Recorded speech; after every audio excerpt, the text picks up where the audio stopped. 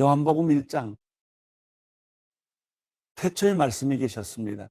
그 말씀은 하나님과 함께 계셨고 그 말씀은 하나님이셨습니다. 그분은 태초에 하나님과 함께 계셨습니다. 모든 것이 그분을 통해 지음받았으며 그분 없이 된 것은 아무것도 없었습니다. 그분 안에는 생명이 있었습니다. 그 생명은 사람들의 빛이었습니다. 그 빛이 어둠 속에서 비추고 있지만 어둠은 그 빛을 깨닫지 못했습니다. 하나님께서 보내신 사람이 있었습니다. 그 이름은 요한이었습니다. 요한은 그 빛에 관해 증언하러 온 증인이었는데 이는 그를 통해 모든 사람이 믿게 하려는 것이었습니다. 요한 자신은 그 빛이 아니었습니다. 그는 다만 그 빛에 대해 증언하기 위해 온 것입니다. 참 빛이 있었습니다. 그 빛이 세상에 와서 모든 사람을 비추었습니다. 그분이 세상에 계셨고 그분이 세상을 지으셨지만 세상은 그분을 알아보지 못했습니다.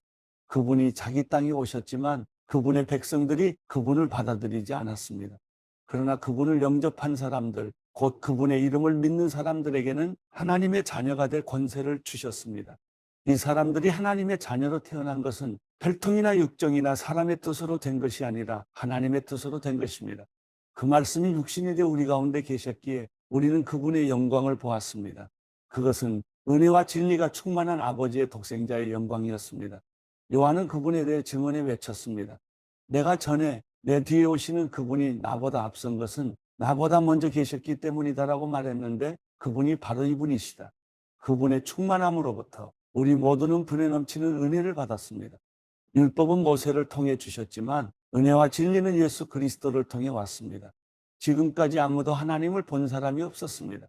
그러나 아버지 품에 계시는 독생자께서 하나님을 알려주셨습니다. 예루살렘의 유대 사람들이 제사장들과 레위 지파 사람들을 보내 당신은 누구시오라고 요한의 정체를 물었을 때 요한이 한 증언은 이렇습니다. 그는 거절하지 않고 고백했습니다. 나는 그리스도가 아니요. 그들이 물었습니다. 그러면 당신은 누구요? 엘리야요. 요한이 대답했습니다. 아니요. 그러면 그 예언자요. 그가 대답했습니다. 아니요. 그러자 그들이 말했습니다. 그러면 도대체 당신은 누구요? 우리를 보낸 사람들에게 가서 대답할 말을 좀 해주시오. 당신은 자신을 누구라고 생각하고? 요한은 예언자 이사야의 말로 대답했습니다. 나는 주를 위해 길을 곱게 하라고 광야에서 외치는 사람의 소리예요. 보냄을 받은 유대 사람들 중에는 바리새파 사람들이 보낸 이들이 있었습니다. 그들이 요한에게 질문했습니다. 당신이 그리스도도 아니고 엘리야도 아니고 그 예언자도 아니라면 어째서 세례를 주시오? 요한이 대답했습니다. 나는 물론 세례를 주지만 여러분 가운데 여러분이 알지 못하는 한 분이 서 계시오. 그분은 내 뒤에 오시는 분인데 나는 그분의 신발끈을 풀 자격도 없어. 이 일은 요한이 세례를 주던 곳 요단강 건너편 베다니에서 있었던 일입니다. 다음 날 요한은 예수께서 자기에게 다가오시는 것을 보고 말했습니다. 보시오, 세상 죄를 지고 가시는 하나님의 어린 양이십니다. 내가 전에 내 뒤에 오시는 분이 나보다 앞선 것은 그분이 나보다 먼저 계셨기 때문이다라고 말했던 분이 바로 이분이십니다. 나도 이분을 알지 못했습니다. 그러나 내가 와서 물로 세례를 주는 까닭은 바로 이분을 이스라엘에게 알리기 위해서입니다. 그리고 요한은 또 이렇게 증언했습니다. 나는 성령이 하늘에서 비둘기같이 내려와 그분 위에 머무는 것을 보았습니다. 나도 이분이 그분인 줄 알지 못했습니다. 그러나 물로 세례를 주라고 나를 보내신 분이 어떤 사람에게 성령이 내려와 머무는 것을 내가 보게 되면 그가 바로 성령으로 세례를 줄 분임을 알라고 일러주셨습니다. 그런데 나는 그것을 보았습니다. 그래서 이분이 하나님의 아들이라고 증언하는 것입니다. 다음 날 요한은 자기도 제자와 함께 다시 그곳에 서 있다가 예수께서 지나가시는 것을 보고 말했습니다. 보라, 하나님의 어린 양이시다.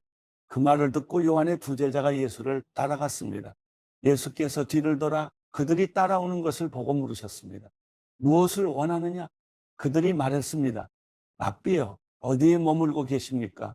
랍비는 선생이라는 뜻입니다. 예수께서 대답하셨습니다. 와서 보라.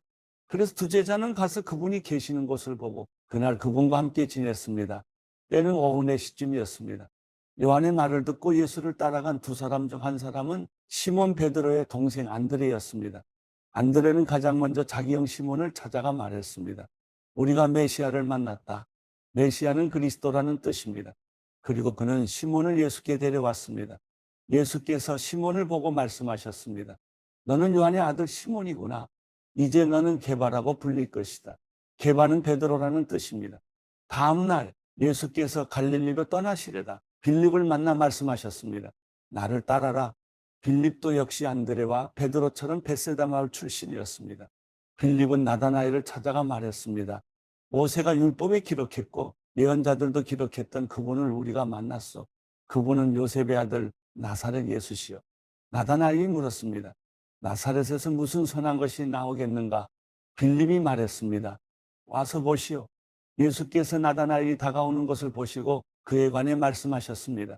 여기 참 이스라엘 사람이 있다. 이 사람에게는 거짓된 것이 없다. 나다나엘이 물었습니다. 어떻게 저를 아십니까? 예수께서 대답하셨습니다. 빌립이 너를 부르기 전 내가 무화과나무 아래 있을 때 내가 보았다. 그러자 나다나엘이 대답했습니다. 랍비여, 당신은 하나님의 아들이시며 이스라엘의 왕이십니다. 예수께서 그에게 말씀하셨습니다. 내가 무화과나무 아래 있던 너를 보았다고 해서 믿느냐? 이제 그보다 더 큰 일도 보게 될 것이다. 그리고 예수께서 덧붙여 말씀하셨습니다. 내가 진실로 진실로 너희에게 말한다. 너희는 하늘이 열리고 하나님의 천사들이 인자 위에서 오르락내리락 하는 것을 보게 될 것이다. 요한복음 2장 3일째 되던 날 갈릴리 가나에서 결혼식이 있었습니다. 예수의 어머니도 그곳에 계셨고 예수와 제자들도 그 결혼식에 초대받았습니다. 그런데 포도주가 다 떨어지자 예수의 어머니는 예수께 와서 포도주가 다 떨어졌구나라고 말해 주었습니다. 예수께서 대답하셨습니다. 어머니, 그것이 나와 당신에게 무슨 관계가 있다고 그러십니까? 아직 내 때가 이르지 않았습니다. 그러나 예수의 어머니는 하인들에게 말했습니다. 무엇이든 그가 시키는 대로 하라. 가까운 곳에 돌 항아리 6개가 놓여 있었습니다. 그것은 유대 사람들의 정결의식에 쓰이는 것으로서 각각 물 2-3메트레테스 들어가는 크기의 항아리였습니다. 예수께서 하인들에게 말씀하셨습니다. 저 항아리들의 물을 채우라. 그래서 그들은 항아리마다 물을 넘치도록 가득 채웠습니다. 그러자 예수께서 그들에게 말씀하셨습니다. 이제 물을 떠서 잔치 책임자에게 갖다 주라. 그들은 그렇게 했습니다. 잔치 책임자는 물이 변해된 포도주를 맛보았습니다. 그는 그 포도주가 어디에서 났는지 알지 못했지만 물을 떠온 하인들은 알고 있었습니다. 잔치 책임자는 신랑을 불렀습니다. 그러고는 이렇게 말했습니다. 누구든지 처음에는 맛 좋은 포도주를 내오다가 손님들이 취하면 덜 좋은 포도주를 내는 법인데 당신은 가장 좋은 포도주를 지금까지 남겨두었군요. 예수께서 이 첫 번째 표적을 갈릴리 가나에서 행해 자기의 영광을 드러내셨습니다. 그러자 예수의 제자들이 그를 믿었습니다. 그 후 예수께서는 어머니와 동생들과 제자들과 함께 가버나움으로 내려가셔서 그곳에서 며칠 동안 머물러 계셨습니다. 유대 사람들이 지키는 유월절이 다가오자 예수께서는 예루살렘으로 올라가셨습니다. 예수께서 성전뜰에서 사람들이 소와 양과 비둘기를 팔고 또 탁자 앞에 앉아 돈을 바꿔주는 것을 보셨습니다. 예수께서는 노끈으로 채찍을 만들어 양과 소들을 모두 성전 밖으로 내쫓고 돈을 바꿔주던 사람들의 동전을 쏟고 탁자를 엎어버리셨습니다. 그리고 비둘기를 팔던 사람들에게 말씀하셨습니다. 이것들을 여기에서 치워버리라. 내 아버지의 집을 장사하는 집으로 만들지 말라. 예수의 제자들은 주의 집을 향한 열정이 나를 삼킬 것이다 라고 기록된 성경 말씀이 생각났습니다. 그때 유대 사람들이 예수께 물었습니다. 당신이 이런 일을 할 수 있다는 것을 증명할 만한 무슨 표적을 우리에게 보여줄 수 있겠소? 예수께서 그들에게 대답하셨습니다. 이 성전을 허물라. 그러면 내가 3일 만에 다시 세우겠다. 그러자 유대 사람들이 대답했습니다. 이 성전을 짓는 데 46년이나 걸렸는데 당신이 그것을 3일 만에 다시 세우겠다는 말이요. 그러나 예수께서 말씀하신 성전은 바로 자기 몸을 가리킨 것이었습니다. 나중에 예수께서 죽은 사람들 가운데서 살아나셨을 때 제자들은 이 말씀을 기억했고 성경과 예수께서 하신 말씀을 믿었습니다.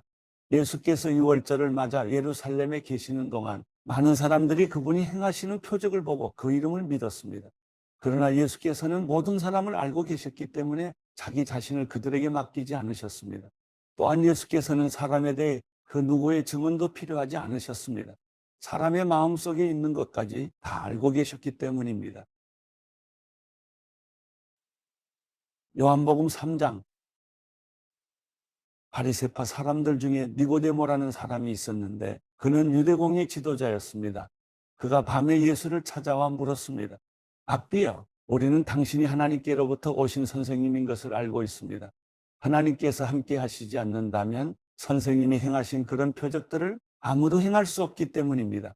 예수께서 그에게 이렇게 말씀하셨습니다. 내가 진실로 진실로 내게 말한다. 누구든지 다시 태어나지 않으면 하나님 나라를 볼 수 없다.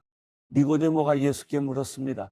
나이가 들어 늙은 사람이 어떻게 다시 태어나겠습니까? 태어나려고 어머니의 뱃속으로 다시 들어갈 수 없지 않습니까? 예수께서 대답하셨습니다. 내가 진실로 진실로 내게 말한다. 누구든지 물과 성령으로 태어나지 않으면 하나님 나라에 들어갈 수 없다. 육체에서 난 것은 육체이고 성령으로 난 것은 영이다. 다시 태어나야 한다라고 말한 것을 너희는 이상히 여기지 말라. 바람은 불고 싶은 대로 분다. 너는 그 소리를 듣지만 바람이 어디서 오는지 어디로 가는지 알지 못한다. 성령으로 태어난 사람도 모두 이와 같다. 니고데모가 예수께 물었습니다. 어떻게 이런 일이 있을 수 있습니까? 예수께서 말씀하셨습니다. 너는 이스라엘의 선생이면서도 이런 일을 이해하지 못하느냐? 내가 진실로 진실로 내게 말한다. 우리는 아는 것을 말하고 본 것을 증언하는데 너희는 우리 증언을 받아들이지 않고 있다. 내가 땅의 것을 말해도 너희가 믿지 않는데 하물며 하늘의 것을 말하면 어떻게 믿겠느냐? 하늘에서 내려온 사람, 곧 인자 외에는 하늘로 올라간 사람이 없다. 모세가 광야에서 뱀을 들어올린 것 같이 인자도 들려야 한다. 그것은 그를 믿는 사람마다 영생을 얻게 하려는 것이다. 하나님께서 세상을 이처럼 사랑하셔서 독생자를 주셨으니 이는 그를 믿는 사람마다 멸망하지 않고 영생을 얻게 하려는 것이다. 하나님께서 자신의 아들을 세상에 보내신 것은 세상을 심판하시려는 것이 아니라 그 아들을 통해 세상을 구원하시려는 것이다. 아들을 믿는 사람은 심판을 받지 않는다. 그러나 믿지 않는 사람은 이미 심판을 받았다. 하나님의 독생자의 이름을 믿지 않았기 때문이다. 그 심판은 이것인데 곧 빛이 세상에 왔지만 사람들은 자기 행위가 악하기 때문에 빛 대신 어둠을 사랑한 것이다. 악을 행하는 사람마다 빛을 미워하고 자기 행위가 드러날까 두려워해 빛으로 나오지 않는다. 그러나 진리를 따라 사는 사람은 빛으로 나온다. 그것은 자기의 행위가 하나님 안에서 이루어졌음을 나타내려는 것이다. 그 후 예수께서 제자들과 함께 유대 지방으로 가셔서 거기서 얼마 동안 제자들과 함께 머무르시며 세례를 주셨습니다. 요한도 살렘 가까이 있는 에논에서 세례를 주고 있었습니다. 그곳에는 물이 많았기 때문입니다. 사람들이 나와 세례를 받았습니다. 이때는 요한이 아직 감옥에 갇히기 전이었습니다. 요한의 제자들 중 몇 사람과 어떤 유대 사람 사이에 정결의식과 관련의 논쟁이 붙었습니다. 요한의 제자들이 요한에게 와서 말했습니다. 랍비여, 전에 요단강 건너편에서 선생님과 함께 계시던 분, 선생님이 증언하셨던 그분이 지금 세례를 주고 있는데 사람들이 다 그분께로 가고 있습니다. 이 말에 요한이 대답했습니다.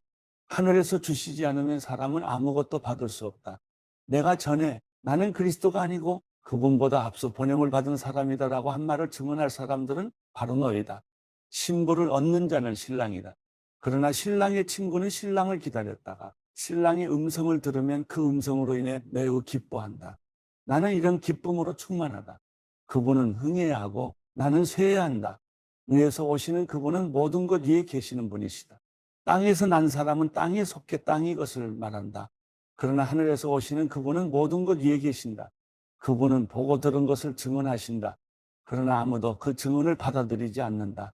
그분의 증언을 받아들인 사람은 하나님이 참되신 분임을 인정하는 것이다. 하나님께서 보내신 그분은 하나님의 말씀을 전하신다. 그것은 하나님께서 그분에게 성령을 한없이 주셨기 때문이다. 아버지께서는 아들을 사랑하셔서 모든 것을 아들의 손안에 맡기셨다. 아들을 믿는 사람에게는 영생이 있다. 그러나 아들에게 순종하지 않는 사람은 생명을 보지 못하고 도리어 하나님의 진노를 받게 된다.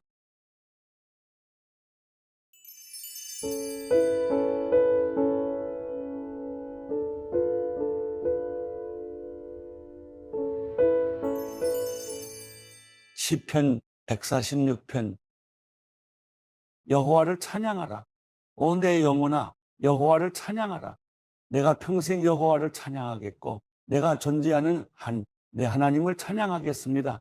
왕들을 의지하지 말고 사람의 자손들을 의지하지 마십시오. 거기에는 도움이 없습니다. 그 숨이 떠나가면 땅으로 돌아가고 바로 그날에 그들의 계획은 사라집니다. 야곱이 하나님을 도움으로 삼고 그 하나님 여호와를 바라는 사람은 복이 있습니다. 하늘과 땅과 바다와 그 안에 있는 모든 것을 지으신 분, 그분은 진리를 영원히 지키십니다. 그분은 억압받는 사람들을 위해 심판해 주시고 배고픈 사람들에게 먹을 것을 주십니다. 여호와는 갇힌 사람들을 풀어주시고 여호와는 눈먼 사람들의 눈을 뜨게 하시며 여호와는 엎드린 사람들을 일으키시고 여호와는 의인들을 사랑하십니다. 여호와는 나그네들을 보호하시며 고아와 과부를 붙들어 주십니다. 그러나 악인들의 길은 좌절시키십니다. 오 시온아, 여호와께서 영원히 다스리시며 내 하나님이 온 세대에 걸쳐 다스리신다. 여호와를 찬양하라.